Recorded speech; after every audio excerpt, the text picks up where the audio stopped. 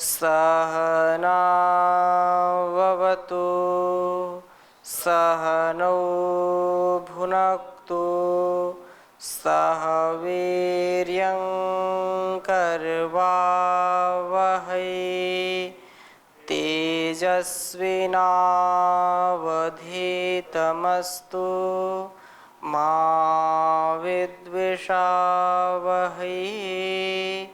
ओम शांति शांति शांति। वैदिक जीवन पद्धति की इस कक्षा में पुनः आप सबका स्वागत है, अभिनंदन है। चर्चा कर रहे हैं देव यज्ञ के जो उभयकालीन वेद मंत्रों का, जिनके द्वारा हम आहुति देते हैं, और बहुत ही सुंदर प्रार्थना कही गई है जो पिछली कक्षा में हमने जिसकी चर्चा की थी। या मेधाम देवगणाः पितरश्चोपासते तया मामद्य मेधयाग्ने मेधाविनम कुरु स्वाहा।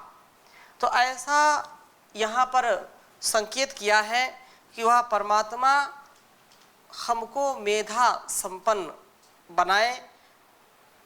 ऐसा हमारा भाव होना चाहिए कि जैसे हमारे ऋषि मुनि, हमारे पितर जो इस समाज को प्रकाश देने वाले थे या इस जीवन को देने वाले माता पिता आदि, वो संसार का उपकार करने की जो भावना उनके अंदर आई, या संसार में कैसे हमको आचरण करना है इसकी समझ उनके अंदर पैदा हुई, वह संपूर्ण ज्ञान का स्रोत परमपिता परमेश्वर है।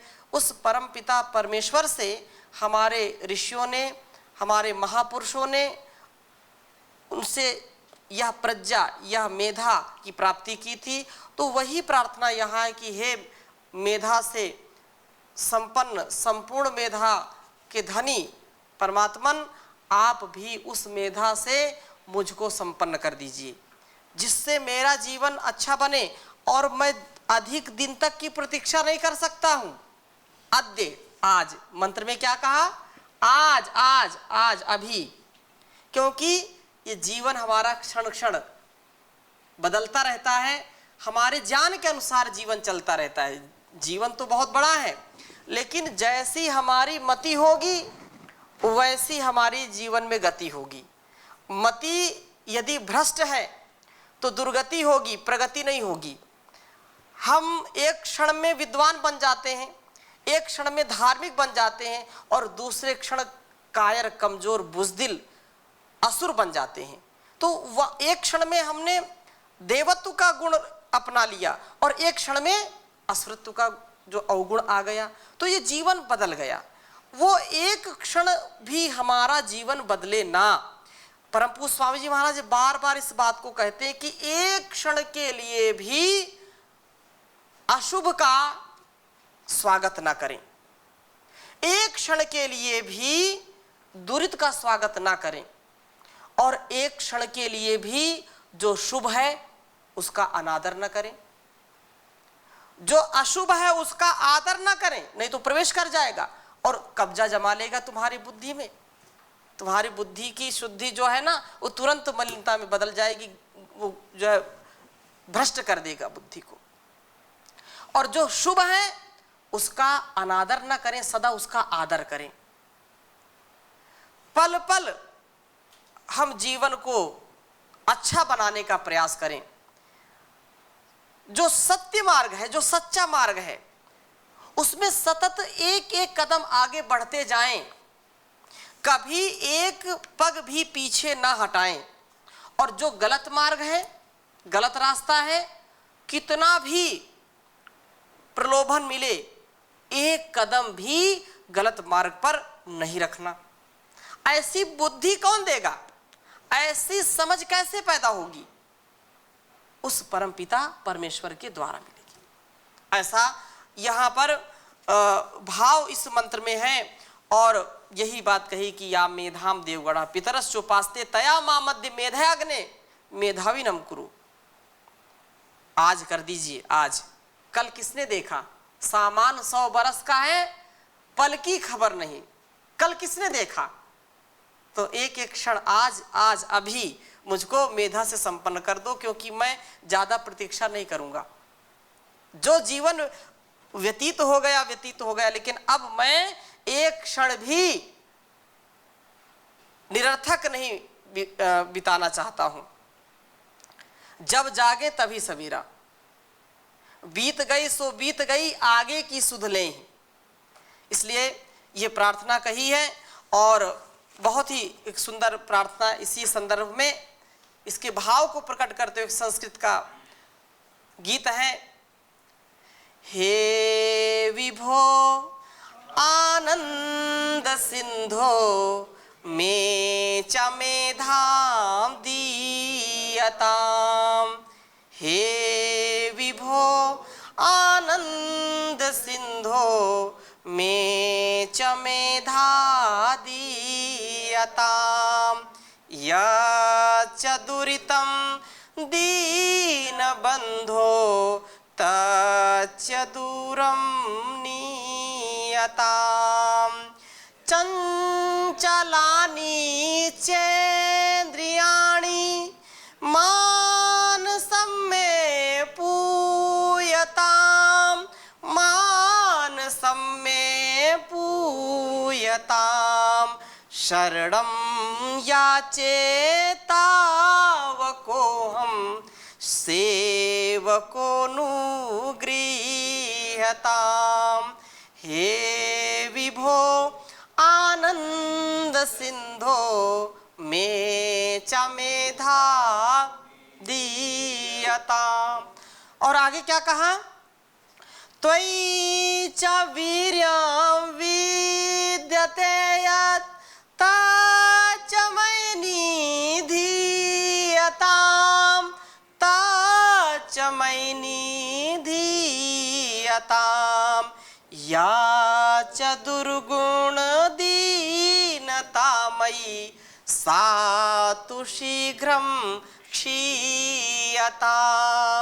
हे विभो आनंद सिंधो मे च मेधा दीयताम्।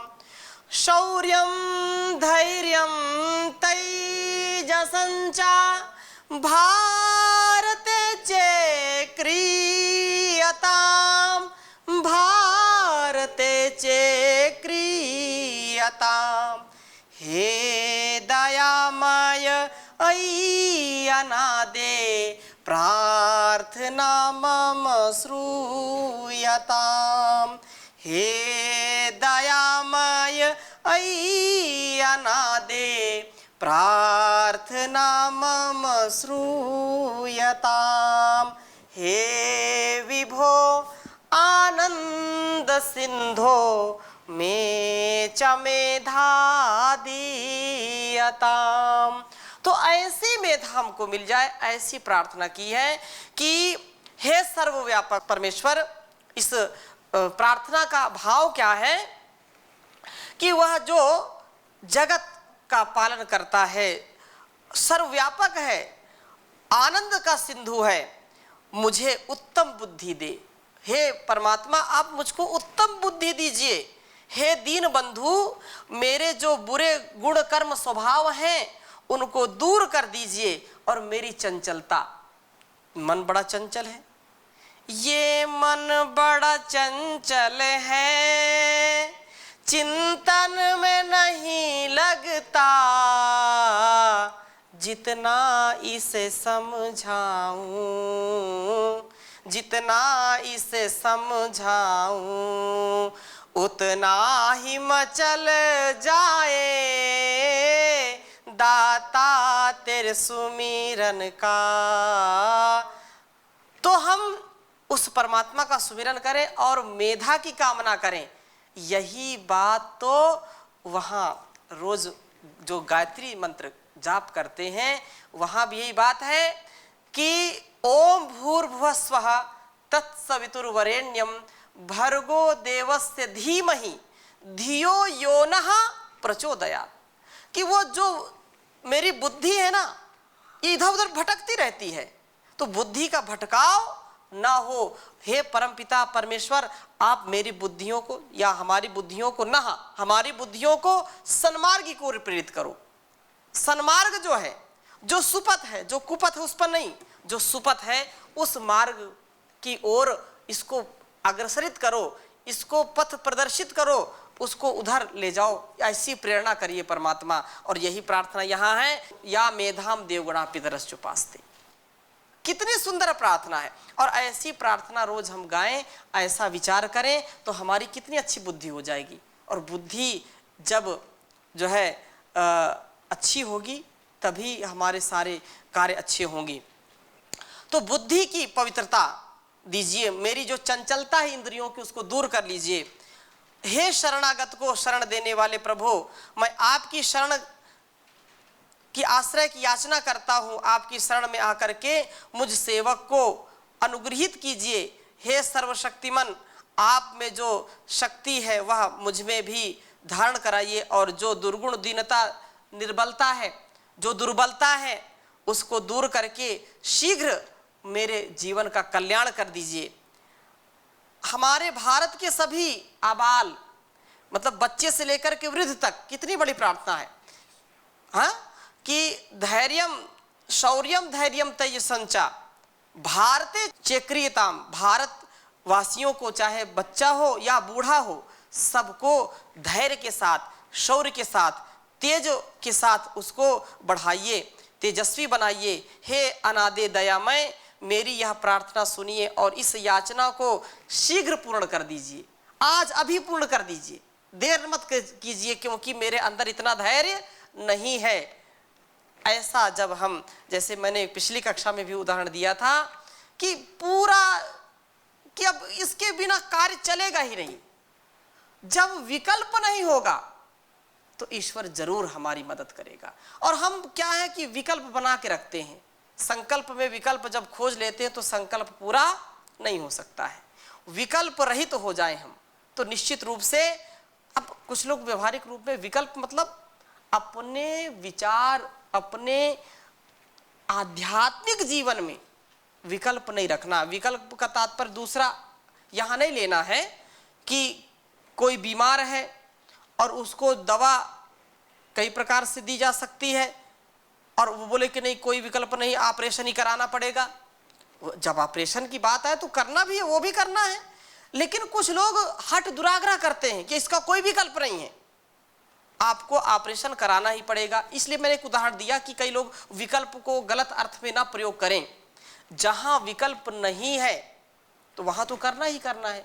और जब बिना ऑपरेशन कराए हमारे रोग को ठीक किया जा सकता है तो ऑपरेशन क्यों कराएं। लेकिन आध्यात्मिक ऑपरेशन हमको करने पड़ेंगे। हमने जो संकुचित संकीर्ण विचारधारा बना करके रखी है उसका ऑपरेशन करना पड़ेगा। उसमें कोई विकल्प नहीं छोड़ना, एक ही विकल्प है और वो परमपिता परमेश्वर पर जाकर के ठहरता है। जब वहां पर ठहराव होगा तो निश्चित रूप से हमारे जीवन का कल्याण होगा। तो ये बहुत सुंदर प्रार्थना है। इसी भाव को बचपन में भी हम प्रार्थना गाते थे कि वो आनंद घन है परमात्मा।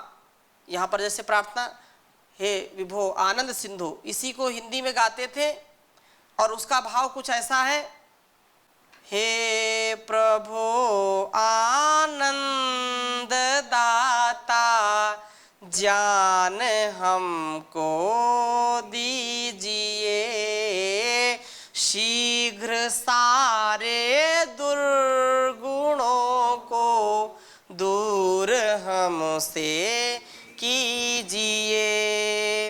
लीजिए हमको शरण में, हम सदाचारी बने, ब्रह्मचारी धर्म रक्षक वीर व्रतधारी बने, वीर व्रतधारी बने। गत हमारी आयु हो प्रभु लोक के उपकार में हाथ डाले ना कभी हम भूल कर अपकार में, भूल कर अपकार में। हे प्रभु आनंद दाता ज्ञान हमको दीजिए, शीघ्र सारे दुर्गुणों को दूर हमसे कीजिए।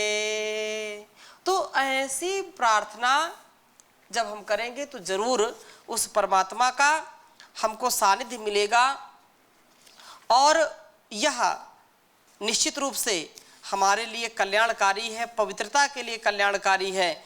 और इसी भाव को प्रकट करने के लिए एक मंत्र और आता है, प्रासंगिक है, थोड़ी सी मैं चर्चा करूंगा, क्योंकि बिना शुद्ध बुद्धि के, शुद्ध ज्ञान के हमारा शुद्ध कर्म नहीं हो सकता है।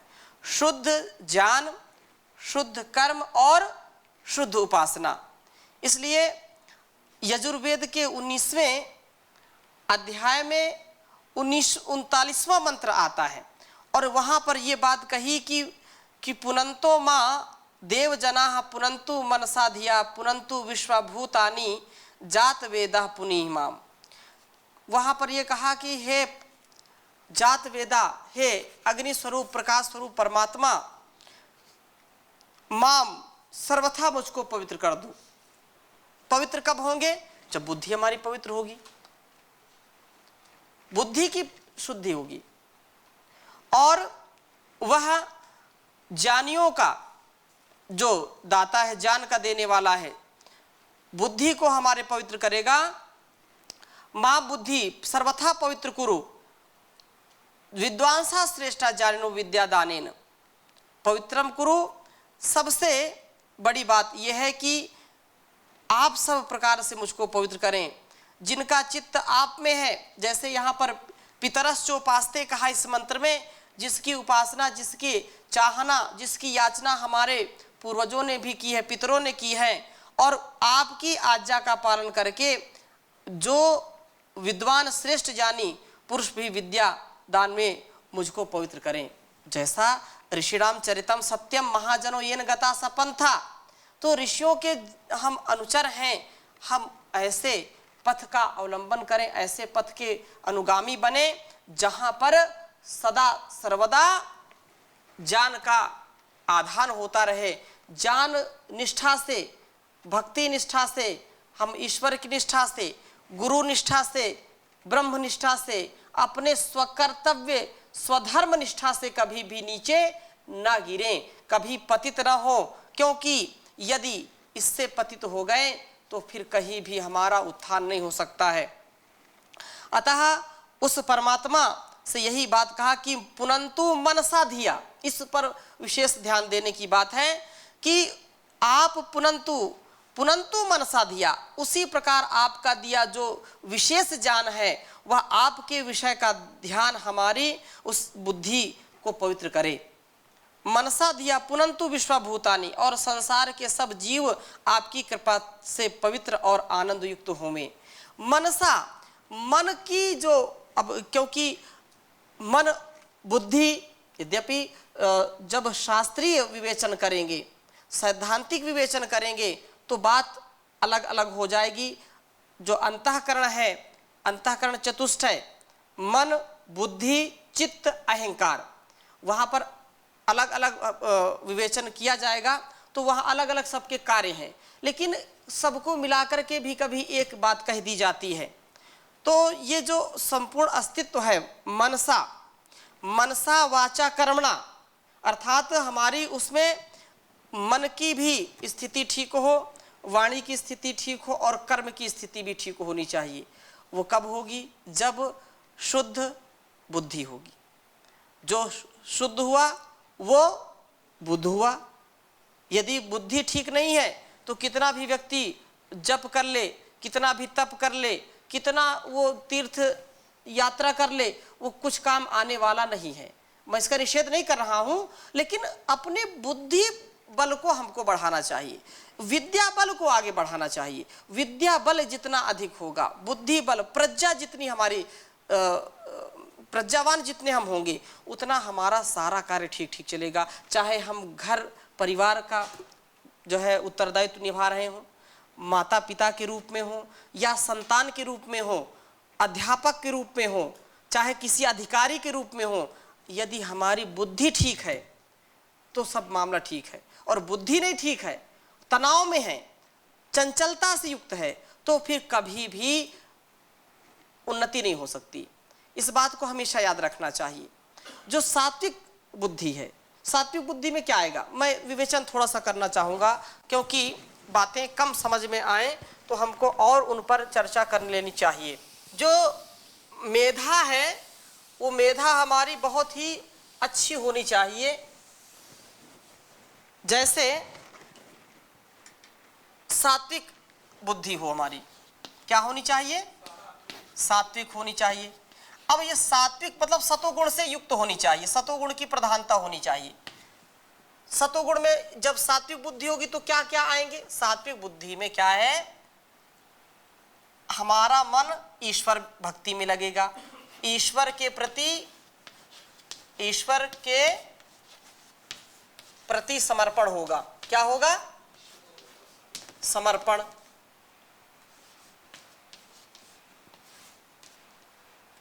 धर्म कर्म में मन लगेगा, ठीक है ना। धर्म कर्म भक्ति सब उसमें आ जाएगा। मैं अलग अलग थोड़ा सा लिख देता हूं। भक्ति, करुणा, श्रद्धा,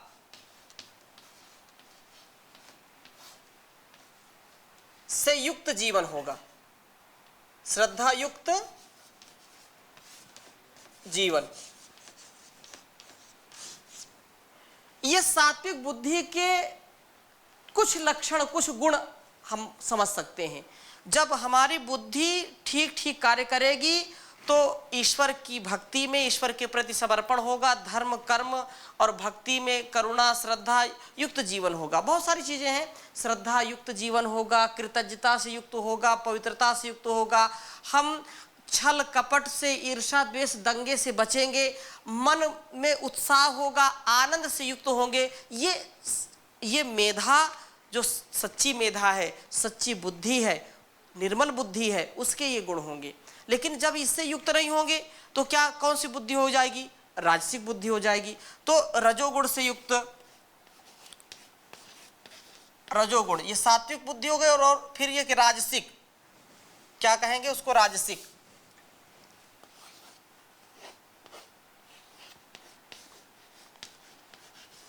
राजसिक बुद्धि होगी तो क्या होगा, राजसिक बुद्धि में क्या है, चंचलता,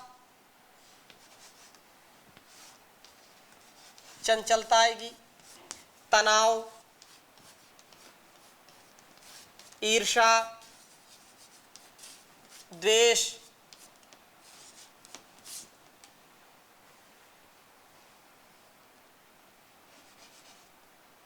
और भी छल कपट आदि ऐसे ऐसे जो है, जो अवगुण है वो आदि, ये इससे युक्त हो जाएगा मनुष्य। जब राजसिक बुद्धि होगी तो हमारे अंदर की पवित्रता धीरे धीरे क्या हो जाएगी, दूर हो जाएगी, चंचलता से युक्त हो जाएंगे। एक क्षण में अच्छा लगेगा, एक क्षण बुरा लगेगा, एक क्षण कुछ, एक क्षण कुछ, मन बिल्कुल अस्थिर रहता है। सात्विक बुद्धि में मन स्थिर रहेगा, धर्म कर्म आदि में मन लगेगा। इसी प्रकार से जो तामसिक है, तामसिक का तो कहना ही क्या है, तामसिक, तामसिक में कुछ भी, बस बिल्कुल कुछ लेना देना नहीं, आलस से प्रमाद से युक्त, किसी में मन ही नहीं लगेगा। आलस से प्रमाद, अकर्मण्यता,